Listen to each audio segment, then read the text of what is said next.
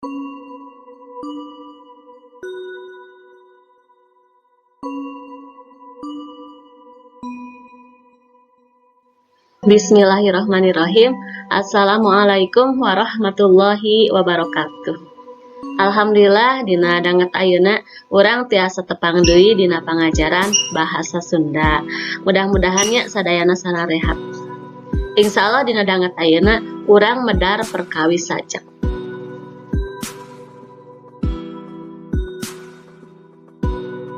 Ieu salah sawios contoh wangun sajak. Judulna harapan mangga diperhatoskeun nya ieu aya 2 baitnya atanapi 2 pada kahiji aya 4 baris, pada kadua aya 5 baris. Diperhatoskeun kecap-kecap anu nyusuna gitu nya di awal, di tengah, di akhir dina unggal barisna. Ieu salah sawios contoh sajak. Upami dina sastra Indonesia mah berarti sajak teh puisinya, puisi modern.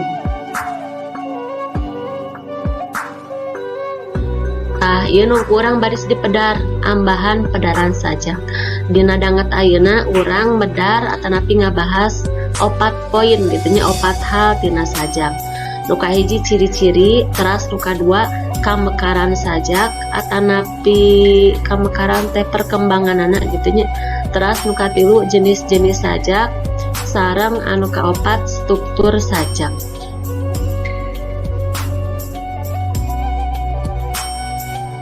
Atali sareng ciri-ciri sajak. Ieu sakirang-kirangna aya 4 nya. Anu kahiji ditinggal tina wanguna. Sajak mah ditulis dina wangun ugeran. Dina namina teh di bait-bait gitu. Nu kadua wangun sajak teu pati kapatok ku ugeranana. Urang tadi ningal gitu nya dina contohna. Janten di bait-bait gitu nya tapi unggal baitna bebas gitu nya kumaha kahoyong nu ngarang. Kalebet dina akhir kecap dina unggal barisna. Jadi teu aya patokanana gitu nya, teu aya patokan anu khusus. Benten upami urang ngabandingkeun sareng sisindiran gitu nya.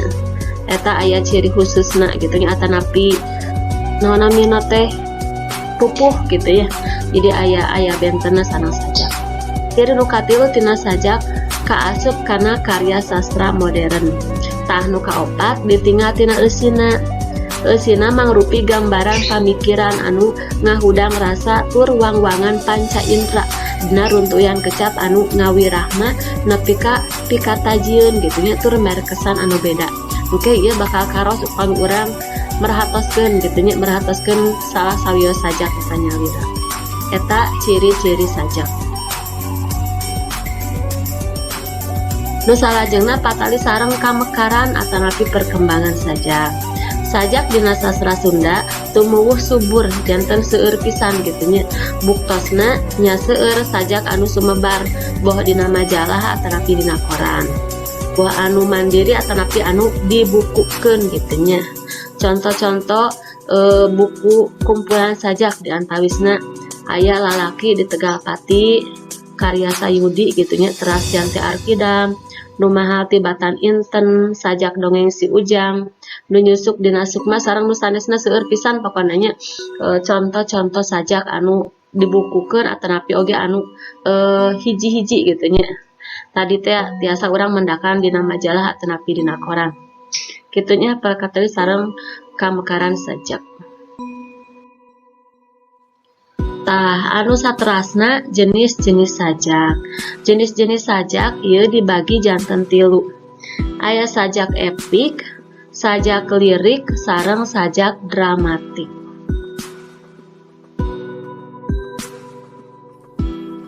Ieu bentena antawi sajak epik, lirik, sareng dramatik. Sajak epik nyaeta sajak nu sipatna ngadadarkeun hiji carita atanapi kajadian. Janten eusina teh biasana ngawangun carita kapahlawanan. Contohna sapertos sajak Surapati gitu nya, sajak Jante Arkidam anu eusina ngagambarkeun si tokoh eta gitu nya sapertos kumaha karakter sareng sagala rupina ciri fisik kararitu gitu nya tina eta sajak sajak epik. Anu kadua sajak lirik. Sajak lirik mah sajak nu ngagambarkeun rasa panyajakna atawa ngedrekeun pikiran jeung rasa pribadi panyajakna. Sifatna leuwih subjektif upami dibandingkeun sareng sajak dina wangun epik. Panyajak nuliskeun sakur nu kapikir jeung karasa ku manehna harita. Siga tadi contohnya anu di awal, anu judulna harapan, eta kalebetna kana jenis sajak lirik. Anu katilu sajak dramatik. Sajak dramatik mah nyaeta ngebrekeun hiji kaayaan atawa kajadian ngaliwatan tokoh nu dipilih ku panyajakna. Sikap tokoh bisa kagambar tina monolog panjang ngeunaan hiji kajadian atawa kaayaan nu keur disanghareupan. Kitu nya patali sareng jenis-jenis sajak.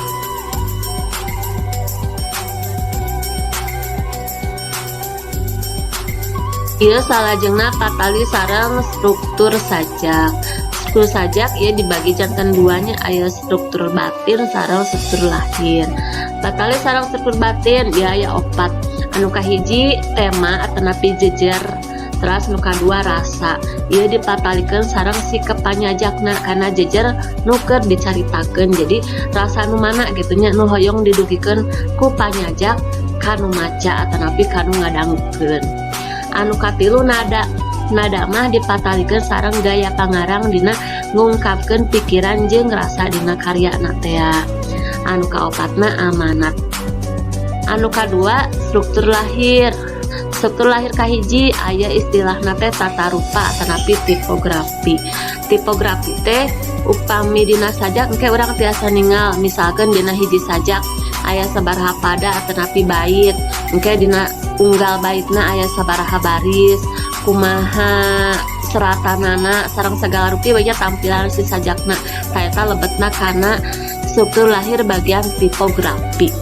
Anu kadua diksi. Diksi mah patali sareng pilihan kecap nu ku urang dianggo gitu nya, nu kira-kira ngawakilan karena nu ku urang hoyong didugikeun gitu nya, kumaha pilihan kecap nu dianggona.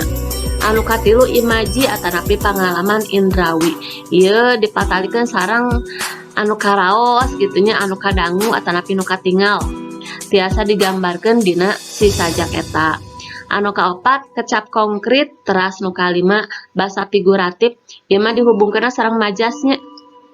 Patali sareng majas ieu ku urang atos dipedar nalika ngabahas perkawis kawihnya. Janten mangga tiasa ditinggal deui materi atanapi teorina.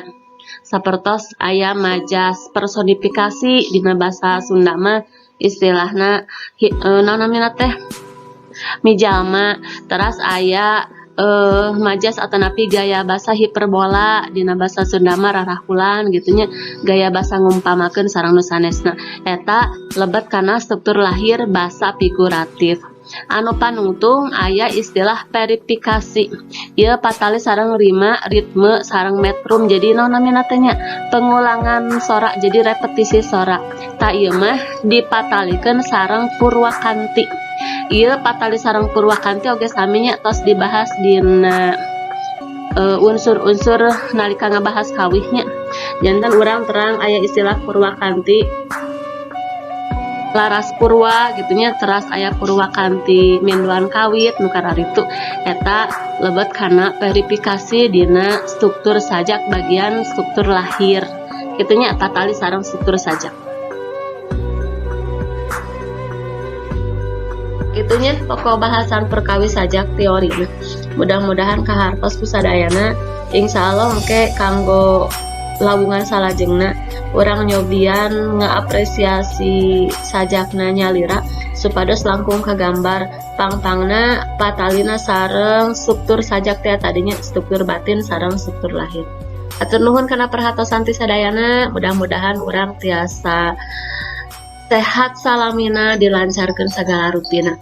Assalamualaikum warahmatullahi wabarakatuh.